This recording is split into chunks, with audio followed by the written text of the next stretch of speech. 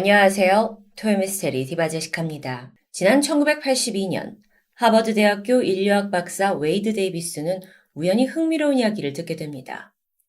영화에서나 나올 법한 살아있는 시체 좀비가 실제로 존재한다라는 제보였죠. 처음엔 그저 웃어 넘기려고 했지만 점점 이 이야기가 신빙성이 있다고 판단했습니다. 그리고 그 실체를 파악하기 위해 자료를 수집하던 중 진실을 밝혀줄 한 남자에 대한 정보를 입수합니다. 때는 1962년 4월 30일, 카리브해 해안에 위치한 작은 섬나라 아이티에 클레어비우스 나르시스라는 40대 남성이 살고 있었습니다. 농부였던 그는 마을에서 좋은 평판을 받던 일꾼이었죠. 누구나 도움이 필요할 땐 언제든 발벗고 나섰고요. 또 자신의 일처럼 도와주는 착한 인성의 사람이었습니다. 그러던 어느 날 클레어비우스는 갑작스러운 두통과 어지러움을 호소하며 쓰러지게 됩니다. 가족들이 서둘러 그를 병원으로 데려갔죠. 그런데 몸 상태가 호전될 기미가 보이지 않는 겁니다. 오히려 고열과 함께 피를 토해내는 각혈 증상도 나타납니다. 이 고통이 시간이 갈수록 점점 심해지는 듯 했는데요. 문제는 병원에서 도통 정확한 병명을 파악해내지 못한다는 겁니다. 그렇다 보니 어떤 약을 써야 병을 고칠 수 있는지도 결정하기 힘든 상황이었죠. 결국 이번 사흘 만에 클레어비우스는 숨을 거두고 말았습니다. 갑작스러운 그의 죽음에 가족들은 황망했습니다. 한편 사망을 확인한 의사는 절차대로 진단서를 작성했고 그 서류엔 친누나가 직접 지장을 찍었습니다. 이후 클레오비우스의 시신은 냉장 창고에 약 20시간 정도 보관이 되었다가 장례식을 치렀고 가족묘지에 안장됩니다. 묘비에는 클레오비우스 나르시스 여기 잠들다 라는 문구가 새겨져 있었죠. 이후 가족들은 점점 슬픔을 이기고 떠나간 그를 애써 잊으면서 살아가게 됩니다. 차츰 예전의 일상을 되찾게 되죠. 그로부터 18년이 지난 1980년. 유난히 햇빛이 강렬하던 어느 날입니다. 아무도 없는 동네 길가에 한 남성이 축 늘어진 채 터덕터덕 걸어가는 모습이 포착됩니다. 발걸음이 굉장히 무거워 보였어요. 그리고 무엇보다도 이 피부에 검붉은 점들이 눈에 띄었습니다. 그는 아주 느린 걸음으로 천천히 어딘가로 향하는 듯 했는데 그러다 사람들이 북적이는 시장에 가까워졌죠. 딱 한눈에 봐도 너무도 행색이 좀 초라하고 괴기스럽기 때문에 사람들이 수군거립니다. 하지만 이 남성은 전혀 신경 쓰지 않으면서 누군가를 찾고 있었는데요. 이내 한 여성에게 가까이 다가갔죠. 그리고 아주 거칠고 쉰 목소리로 그녀를 불렀습니다. 놀란 여자가 뒤를 돌아본 순간 자리에 털썩 주저앉고 말았죠. 이 괴기스러운 남성은 18년 전 세상을 떠난 오빠 클레오비우스였습니다. 이 상황을 맞닥뜨린 여동생 안젤리나는 믿기 힘들었습니다. 그런데 이 클레오비우스가 동생이 어릴 적 불리던 별명까지 부르면서 자신이 누구인지 다시 한번 확인시켜줬죠. 죽었다가 다시 살아 돌아온 남자. 네, 여러분 이 이야기는 실화입니다. 이 스토리를 듣는 저희보다 사실 더 놀랬을 건 그 당사자 가족이었을 텐데요. 동생 안젤리나가 도대체 어떻게 된 일이냐고 자초지종을 묻는데 그의 입에서 나온 말은 너무 충격적이었습니다. 도대체 어떤 일을 겪었던 걸까요? 오래전부터 이 가족 내에서는 토지를 둘러싸고 많은 갈등이 있었습니다. 특히 소유권을 두고 형과 클레오비우스는 날을 세우고 있었죠. 그러다 시간이 지나면서 점점 동생이 가지게 되는 토지가 많아지자 형이 질투와 분노에 사로잡히더니 끝내 원한을 품게 되는데요. 그리고 어느 날부터 알 수 없는 약물을 구해오더니 동생에게 몰래 투여합니다. 그리고 머지않아 클레오비우스가 쓰러진 겁니다. 당시 그는 소리 외에 정말 아무것도 할 수 없을 만큼 온몸에 고통을 느꼈다고 하는데요. 병원으로 이송된 후에 자신의 몸이 마치 돌처럼 굳어져 가면서 숨소리도 약해져 가는 걸 느꼈죠.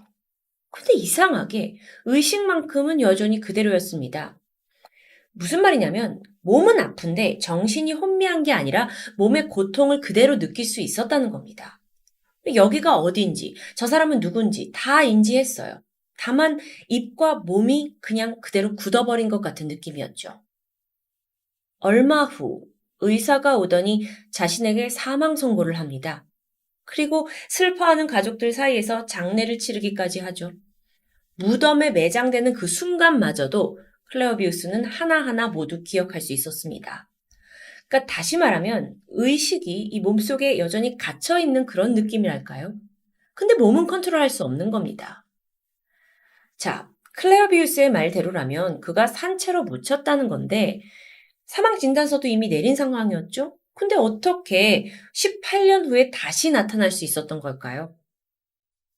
그가 이야기하기로는 무덤에 묻히고 나서 며칠 후 여러 명의 남성들이 오더니 그 무덤을 파헤칩니다. 그리고 시신을 꺼내 올리게 되죠. 그러더니 또 한 번 알 수 없는 약물을 주사했고 그 상태로 외곽에 위치한 한 농장에 보내집니다. 얼마 후부터 천만다행으로 이 몸속에 미세한 신경이 하나둘 깨어나는 듯 했습니다. 약간 느껴지는 거죠. 마비가 아주 조금씩 풀리는 거예요. 하지만 농장 주인이 오더니 그에게 주기적으로 어떤 약물을 투여하게 되는데 이후에는 눈조차 깜빡거릴 수 없을 정도로 마비와 또 무기력증을 느꼈다고 합니다. 그런데 진짜 문제는 이 농장에 자신 같은 어떤 산송장 상태의 사람들이 여러 명 존재했다는 겁니다. 다들 그냥 눈동자는 허공을 바라보면서 그 어떤 움직임도 뜻대로 되지 않는 정신도 육체도 그저 간신히 숨만 붙어 있는 모습이었습니다. 물론 늘 그런 건 아니었다고 해요. 이들이 조금이라도 신체가 움직일 수 있게 되면 농장 주인은 일을 시켰고요. 그러다가도 얼마 후엔 다시 약물을 투여받고 송장 상태로 돌아갑니다. 이거야말로 살아있는 좀비였던 거죠.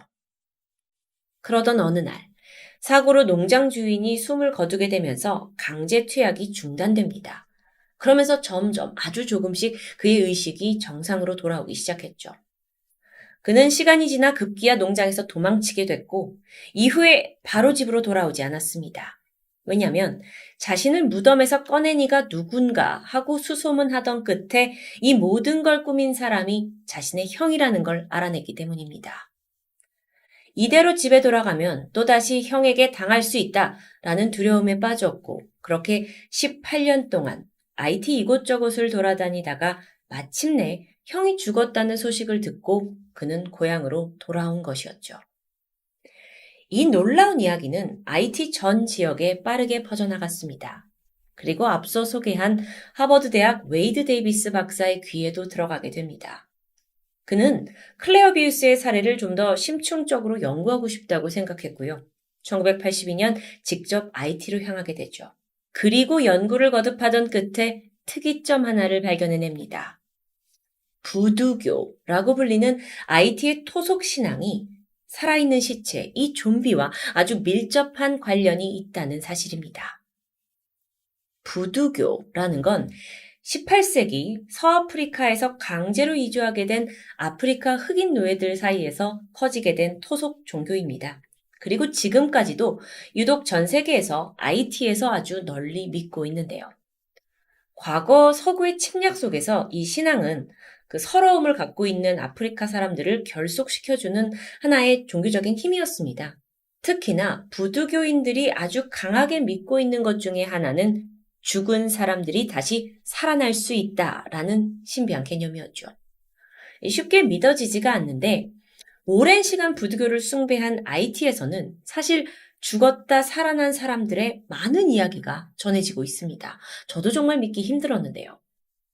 지금 보시는 이 여성, 30살의 티팜은 평생 IT에서 태어나고 자랐습니다.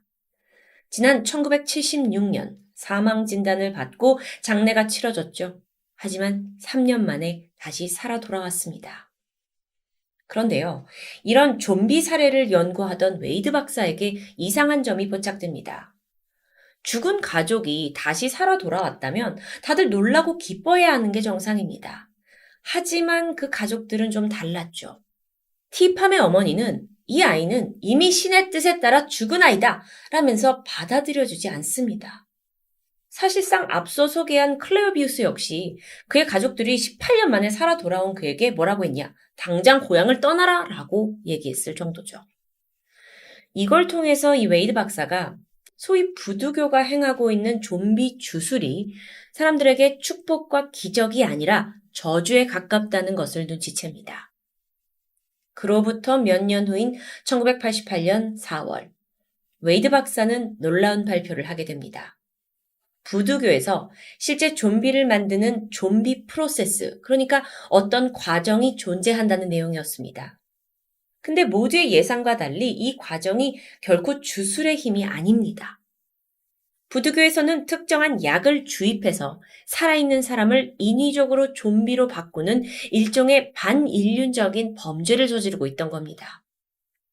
그렇게 좀비술을 연구하던 웨이드 박사는 그 핵심적인 것에 마법의 가루가 있다라는 걸 알아냈고요.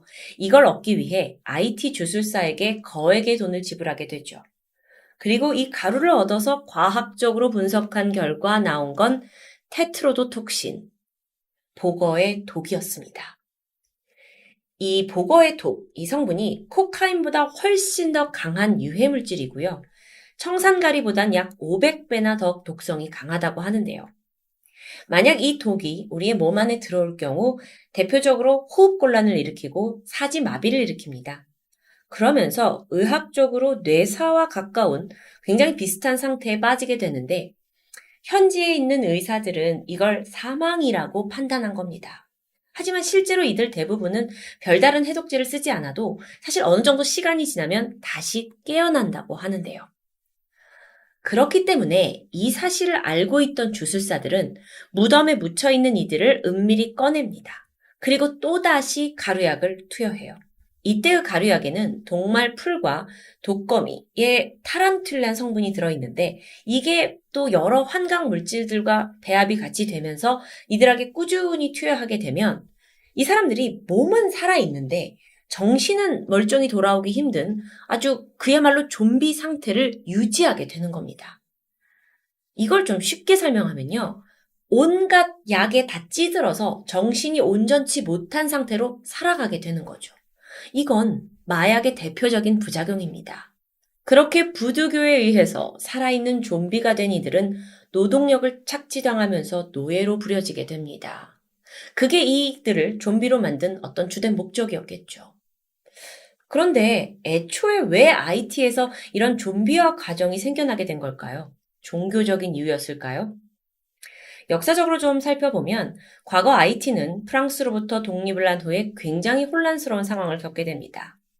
이때 나름의 규칙을 어긴 사람들에게 강한 제재와 형벌을 해야 했어요.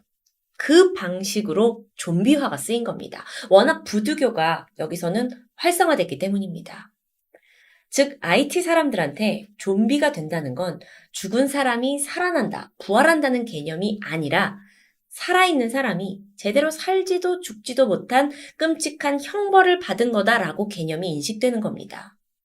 그러고 보면 부두교는 신앙이라는 이름하에 한 사람의 삶과 죽음을 통제하는 이 좀비화를 아주 오랫동안 악습처럼 이어오고 있던 거죠.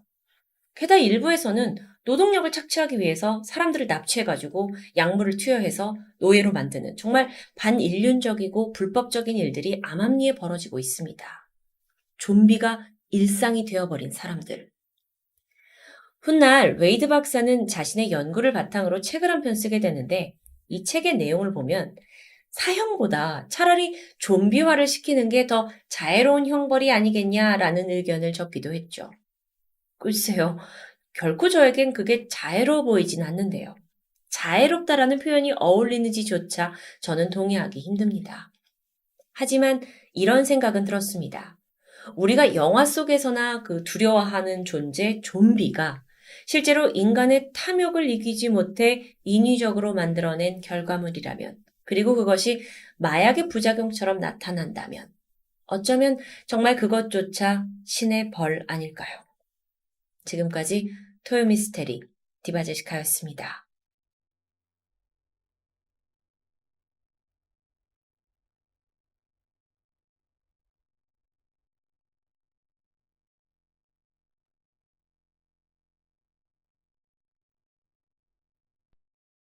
안녕하세요. 토요미스테리 디바제시카입니다.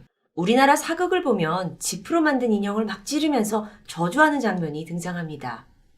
그런데 아시다시피 조선은 유교를 기반으로 세워진 국가다 보니 가장 배척했던 게 바로 무속신앙이죠.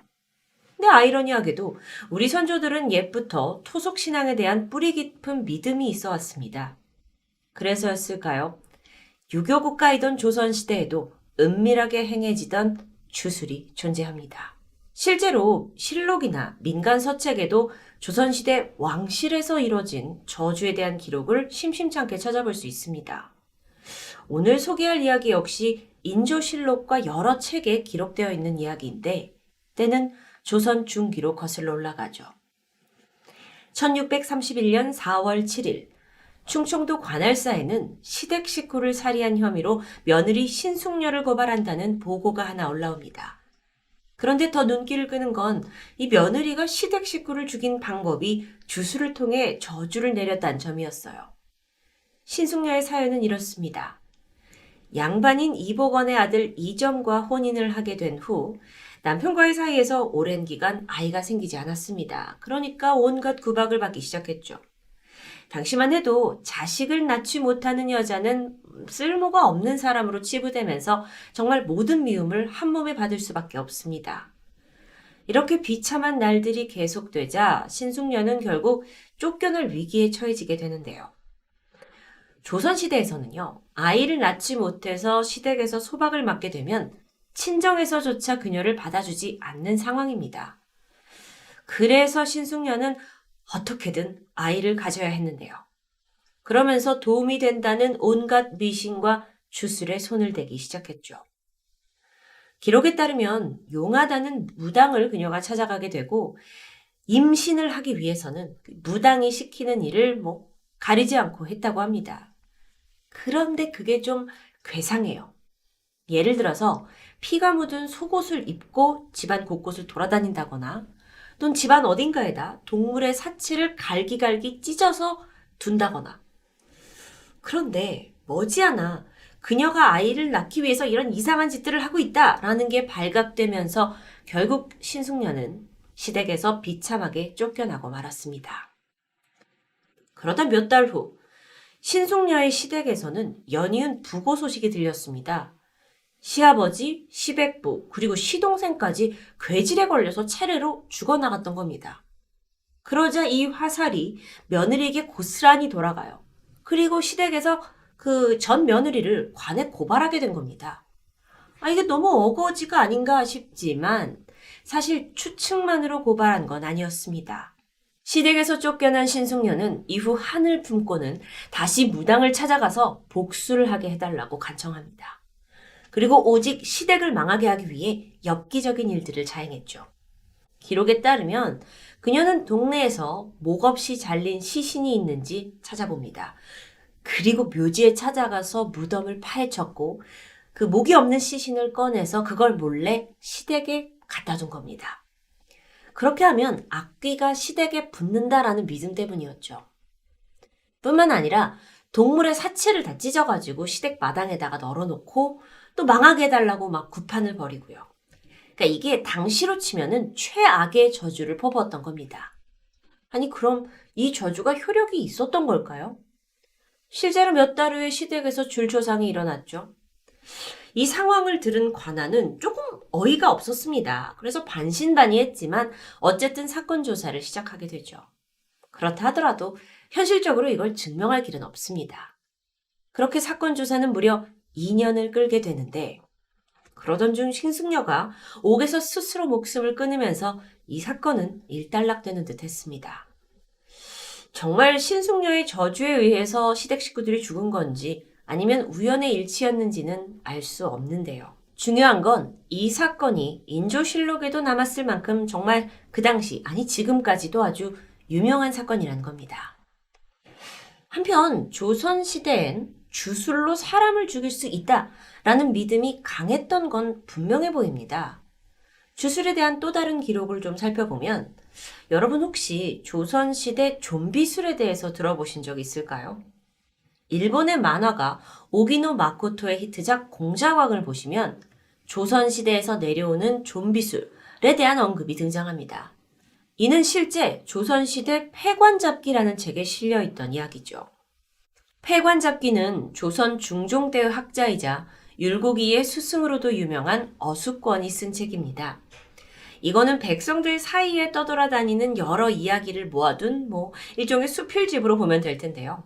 이 책에는 신사임당 같은 아주 유명한 위인들의 일화부터 당시 사람들한테 막 무성했던 어떤 공포스러운 이야기까지 여러 종류의 글이 있었어요. 현대로 치면 일종의 도시괴담 같다고 할까요? 그런데 그 중에 흥미를 끄는 이야기가 바로 조선의 좀비술 귀자득활술이었죠. 귀자득활술. 이 한자 뜻풀이를 해보면 귀신이 활기를 얻는 주술 정도로 해석이 됩니다. 그러니까 죽은 이를 다시 살려내는 내용이라는 건데 이 이야기는 어숙권이 젊었을 때 알게 된 이시성을 가진 사람에게 들은 것으로 그가 어린 시절 실제로 겪었던 일이라고 합니다. 이 씨가 살던 마을에는 왈패, 그러니까 현재로 치면 약간 불량배, 깡패로 불리던 사람이 한 명 있었습니다. 이 사람이 술만 먹으면 마을 사람들한테 행패를 부리면서 정말 이 동네의 골칫거리였는데요. 그러던 어느 날 어김없이 술에 취한 왈패가 마을의 처자 한 명을 희롱하게 됩니다. 그리고 이 모습을 우연히 보게 된 이 씨의 형은 불의를 참지 못하고 왈패를 막아서게 되죠. 결국 둘은 주먹질을 하고 맞붙는 상황에 이르게 되는데 이게 그렇게 험한 몸싸움은 아니었다고 합니다. 아니 그런데 싸움을 하던 중 왈패가 벼랑간 피를 토하고 쓰러졌고요. 그 자리에서 숨을 거두고 말았죠. 그러니까 이 상황 속에서 몸싸움을 하던 이 씨의 형은 졸지 살인자가 돼버린 겁니다. 포도청에서 사건을 맡아 조사가 이루어졌습니다. 하지만 시간이 늦게 되면서 관청이 일단은 문을 닫자 했고 왈패의 시신은 그의 집 마당에 하루 동안 그대로 방치되는데요. 당시 관원은 이 집을 떠나면서 왈패의 아내에게 시신을 잘 보고 있으라, 보관하고 있어라 라고 당부하게 되죠. 한편 큰아들이 졸지의 살인자가 된 이 이씨 가족은 수심에 잠겨 있었습니다. 원인이 어쨌든 간에 형이 곧 투옥이 될 거라는 건 당연지사였기 때문이에요. 그러던 중 이씨 집에서 보살핌을 받던 한 노인이 자신이 좀 도움을 줄 수 있을 것 같다면서 나섰습니다. 약간 지푸라기라도 잡는 심정으로 그의 말을 들어보게 되는데 노인은 이씨 형한테 그 죽은 왈패 시신이 어디 있냐라고 물었고 둘은 함께 그 왈패 집으로 향하게 되죠. 때마침 아내가 방 안으로 들어간 후라 이 시신을 지키고 있는 사람이 단 한 명도 없었습니다. 그때 노인은 마당에 놓여있는 시신으로 다가가서 그의 4번째 손가락, 약지를 뾰족한 것으로 찔러요. 죽은 지 얼마 되지 않은 시신이어서 그런지 바로 검붉은 피가 흘러나왔다고 합니다. 그리고 노인은 그 피로 왈패의 이마에다가 귀신 귀자를 적고는 알 수 없는 주문을 외웠죠. 조금 후 믿기 어려운 일이 벌어졌습니다. 왈패의 손가락, 발가락이 꼼지락거리더니 이내 몸을 일으킨 겁니다. 잠시 후 왈패는 자리에서 일어나서 뚜벅뚜벅 방 안으로 걸어갑니다. 그리고 방 안에서 놀란 아내의 비명소리가 들렸죠. 이걸 다 보고 있던 현장에 있던 이 씨의 형 역시 얼이 빠져서 바닥에 주저앉아 버리는데요. 노인과 형은 이후 황급히 빠져나왔고 간신히 정신을 차린 후에 노인한테 이게 도대체 어떻게 된 거냐고 자초지종을 물었습니다. 그러자 노인이 말하길 그것은 바로 귀자득활술이라는 주술이었다고 설명하게 되죠. 이건 시신의 피를 이용해서 잠시 동안 시신을 살려 조종하는 것을 말한다고 합니다. 그러니까 노인이 왈패를 살려냈고 그에게 명령을 하길 방에서 자고 있는 당신의 아내를 호되게 야단치고 이후에 집 밖 마을로 나가서 스스로 우물에 뛰어들어라 라고 말했다고 하는데요. 그로써 아내의 증언에 따라 왈패는 이 씨의 형이 죽인 게 아니라 스스로 우물에 가서 목숨을 끊은 것이 되는 거죠. 그리고 이 덕분에 이 씨 형은 살인자 신세를 면하게 되었고요. 노인은 조용히 마을을 떠나갔다고 합니다. 다 듣거나 보니까 저처럼 귀신 이야기를 좋아하는 조선시대 누군가가 이걸 지어낸 게 아닌가라는 생각도 들긴 하지만 사람이 죽은 자가 소생을 해서 무언가의 조정을 받는다. 그래서 어떤 하나의 목적을 갖게 된다. 그게 바로 살아있는 사람을 무작정 죽이는 거다. 뭐 이런 설정은 사실 넷플릭스 시리즈 킹덤에 아주 잘 반영되어 있는 소재입니다. 아직 끝이 아닙니다. 마지막으로 조선시대 가장 끔찍한 주술에 대해서 이야기할까 합니다. 이번엔 정말 좀 더 구체적인 내용이 남아 있었어요. 조선시대에도 아주 사악한 블랙 매직, 그러니까 흑마법이 존재했습니다. 그러니까 누군가를 해하기 위해서 나쁜 의도를 가지고 사용되는 걸 흑마법이라고 해요. 이제부터 소개할 건 조선시대의 흑마법, 연매라는 겁니다. 특사라는 말 아시죠? 광복절이나 특정한 날을 기념해서 수감 중인 죄수들을 사면해주는 경우를 말하는데, 조선시대에도 옥에 가둬뒀던 죄수들을 풀어주는 특사 같은 제도가 있었습니다. 그런데 조선왕조실록에는 연매를 부려서 투옥된 죄수에게는 결코 특사를 주지 않는다라는 내용이 있었죠. 그 자세한 이야기는 조선 후기의 유학자 성우 이익의 저서인 성우사설에 잘 나타나 있습니다. 연매, 이건 놀랍게도 어린아이를 유기하는 것으로부터 시작합니다. 그리고 이 유기한 아이를 도망가지 못하게 가둔 뒤에 굶겨요. 그리고 하루 이틀, 사흘, 며칠이 지나면 아이가 아사 직전이 되겠죠? 그렇게 죽을 만큼의 극한의 상태에 됐을 때 아이한테 먹을 걸 조금씩 내어줍니다. 이 과정이 너무 잔인한데요. 그런 식으로 오랜 기간 동안 아이가 정말 죽지 않을 만큼 정도로만 살아있게 하면 서서히 아이를 음식을 가지고 길들일 수 있다고 합니다. 그러니까 오랜 시간 아이가 굶주려 있다 보니까는 워낙 흉측한 몰골이 되는데, 그리고 감정적으로도 어느 순간부터 먹을 것만 보면 사족을 못 쓰고 달려드는 상황이 되는 것이죠. 바로 이때가 연매를 위한 타이밍입니다. 아이가 본능을 잃기 시작할 때 지름 20-30cm 정도 되는 대나무 죽통을 준비합니다. 그리고 안에는 맛있는 음식을 넣어놔요. 그럼 아이가 이걸 보자마자 먹기 위해서 죽통 속으로 미친 듯이 들어가죠. 일반 사람이라면 지름이 20-30밖에 되지 않기 때문에 불가능합니다. 그런데 삐쩍 마른 아이라면 가능한 겁니다. 자, 그러면 음식을 먹은 아이는 죽통에 갇히게 돼요. 연매를 만들기 위해서는 이때 날카로운 칼로 아이를 찔러 죽인 후에 빠르게 죽통의 입구를 막아버리죠. 이건 죽은 아이의 원혼을 빠져나가지 못하게 하기 위해서 이 죽통 안에 가두기 위함입니다. 이 연매라는 건 정말 사실 여부를 물론 알 수 없는 미스테리한 소재지만 제가 소개를 하는 것만으로도 너무 힘들고 끔찍한데요. 이렇게 죽은 아이의 원혼이 깃든 죽통, 이걸 연매라고 말해요. 이 안에 이 영혼에 어떤 감정들이 있냐? 배고픔, 원한, 증오, 갈증. 이게 죽통에 매여 있고, 이런 영혼은 태자기라고 부르기도 하는데, 태자기는 보통 원한이 남아서 이승을 떠돌면서 사람을 병들게 하거나 초자연적인 현상을 일으킨다고 전해지죠.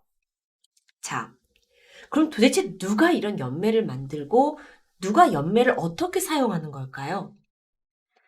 보통은 조선시대의 일부 무당들이었습니다. 그 중에서도 신기가 좀 떨어져서 능력을 잃어버린 무당들이 이 연매를 만들어요. 그리고 이 연매를 들고 부잣집을 찾아다니다가 자신의 타겟을 딱 정하면 죽통을 열어두게 되죠. 그럼 그 안에 있는 그 영혼, 태자기가 나와서 그 집에 들러붙습니다. 그리고는 각종 병을 옮기면서 집안의 모든 사람들을 괴롭히기 시작하죠. 영문도 모른 채 당하고 있던 이 부잣집 사람들이 해결 방법을 찾다가 결국 무당을 찾아오게 되는 겁니다. 그리고 이게 바로 연매를 풀어놨던 목적이었던 거예요. 이후 무당은 다시 죽통에 음식을 넣어서 아이의 원혼을 가둬놓고 내가 악귀를 물리쳤다라면서 그 대가로 돈과 곡식을 받아가며 살아갔다고 합니다. 전형적으로 귀신을 이용한 돈벌이라고 볼 수 있겠죠. 실제로 조선에서는 곳곳에서 이 연매라는 방식이 알려지면서 수많은 아이들이 납치당하고 살해당하는 일이 생겨났습니다. 그래서 이걸 금지하는 왕명이 내려진 적도 있어요. 정말 너무도 사악한 일화인데요. 이처럼 조선시대부터 이어지는 저주와 주술. 과거에는 지금보다 과학에 대해서 더 무지했는데 사람들이 그런 방식을 통해서 삶에 영향을 미칠 수 있다고 믿었던 것 같아요. 하지만 21세기를 살아가는 우리에게도 무속과 미신이 완전히 사라졌다고 보긴 힘들 것 같습니다. 예를 들어서 빨간색 펜으로는 사람 이름을 쓰지 말아라. 4층 대신 F를 쓰는 엘리베이터의 어떤 형태. 혹은 문제가 생길 때마다 무당을 찾아가서 굿을 하면서 해결을 바라는 이것들이 지금을 살아가는 우리의 익숙한 모습입니다. 모든 게 과학적으로 설명이 가능한지 아닌지는 어쩌면 중요하지 않은 것 같아요. 단지 우리가 눈에 보이지 않는 어떤 힘을 믿느냐, 믿지 않느냐에 달려 있을 뿐입니다. 그렇다면 여러분은 과연 무엇을 믿고 계신가요? 토요미스테리 디바제시카입니다.